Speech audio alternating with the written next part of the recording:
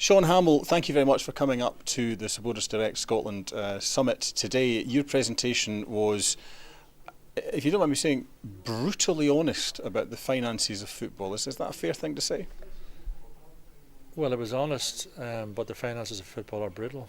That's what I would say.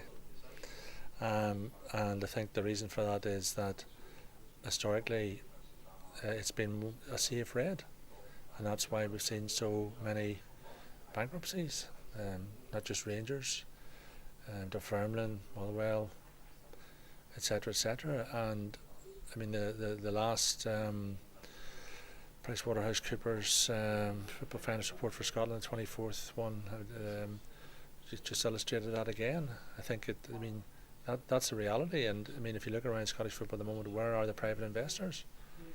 Well, I mean, there aren't any. I think there's a serious problem with the business model. It's not exclusive to Scotland, and I'm not the only one who says this. I mean, I'm not saying anything that is not widely known. I think even if you look at England, where the revenues have been historically much stronger, in fact the strongest in Europe, it's only in the last 2 seasons that the Premier League has broken through to collect a pre-tax profit by the clubs, and that's only on the back of the latest TV deal. Before that, they all lost money as well. Now, there's a very simple explanation for this, is that what happens in professional sport is that owners tend to chase sporting success over profitability. The surplus is transferred to the players, which, fair enough, they have a short career. I don't blame them for it. But what happens is that the clubs lose money unless the owners are prepared to cover the losses. Eventually clubs go bankrupt and they don't pay their taxes and they don't pay all the other creditors.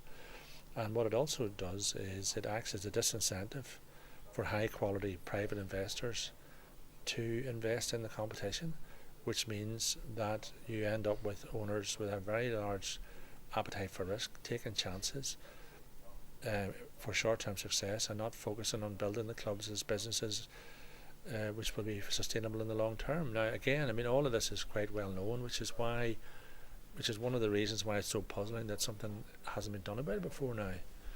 I mean, this is the whole reason why UEFA introduced financial fair play. I wonder if one of the reasons I'm saying it was brutally honest is because you need to be that brutally honest to get through the emotional involvement that fans and fans' trusts bring to a situation. Perhaps when they're looking at their club, they don't look at it as honestly and openly as they perhaps would if they were buying a newsagent. I don't know whether I would say that they don't look at it honestly. I mean, I would say that some of the finest people I ever met were the people I met through the trust movement. Very, very genuine people who cared not only about their football club but also about their wider community. I mean, that's what brought them to the football club in the first place. But I think that a lot of the time they weren't business people, or if they were business people, they didn't look at their involvement in football as a business opportunity. This is the trust people I'm talking about. And I think also people fundamentally must understand the nature of the sport business. In any other industry, if you run a well-run company, then you sell more services, you sell more goods, and you're more profitable.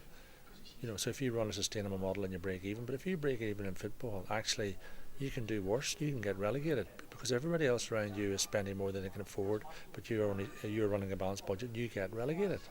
So it's a very strange sector as well. It's not, it's following the normal rules of engagement that you would in a normal business does not necessarily guarantee either sporting or business success. What you need is all the participants in the league to agree to some kind of restraint on wages spending, and you can only do through an aggressive application of a club licence and a financial fair play system like UEFA have done for the Champions League and the Europa League, and like the Football League and the Premier League in England are doing to a lesser extent.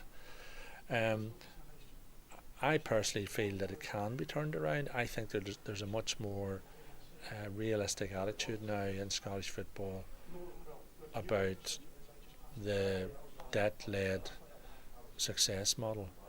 Partly this is driven by the fact that, back at the start of the Scottish Premier League, Bank of Scotland and other banks were prepared to lend football clubs money to spend on players. Now no one is prepared to lend money to clubs to spend on players. Now owners have to spend their own money. And I think that is introducing a more healthy discipline. You mentioned in your speech a line that I loved was that trusts are not A&E departments for football clubs. I'm going to try and take that metaphor on a little bit. Is that because the clubs are sometimes, the model is perhaps getting on a bit and might need that help that we all need when we're in our 80s or 90s?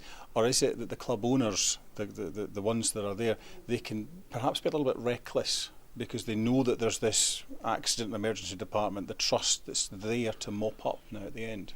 I don't think that the kind of club owner that takes those kind of risks thinks that far ahead. But what I would say about why I use that metaphor is that when a Supporters Direct was established, one of our aspirations, which I think in retrospect was rather naive, was that we felt that if you could get a critical mass of clubs owned by supporters, that the supporters would then be able to influence the league organiser to have financial regulation introduced to stop debt-led expenditure on wages. This didn't happen. We never got that number of clubs under fan control, and so we never anticipated that this would happen. What happened was the clubs were taken over, balance sheet cleaned up, then they couldn't compete in the field of play, and then they had to sell back to the private owner.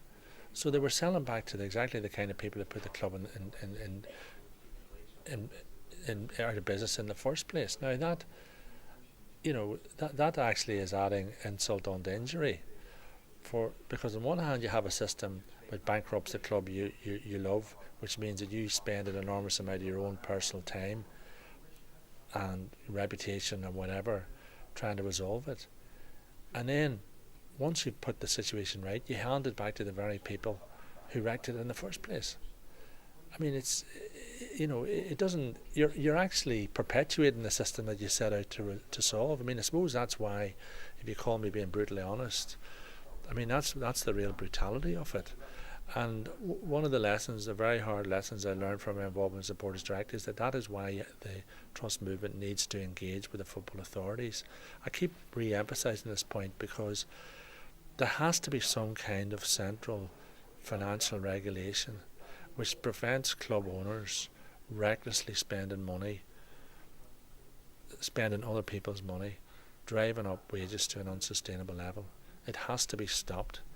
And if it is stopped, what will happen is that clubs that are currently owned by trusts will stay owned by trusts because virtue will have its own reward by building a better business and be able to spend more players. But what it will also mean is that more progressive private owners will then invest in clubs because it will no longer be a ticket to lose money. You might actually be able to make money out of it. And then we're going to have to leave it. I think we could talk for hours on this.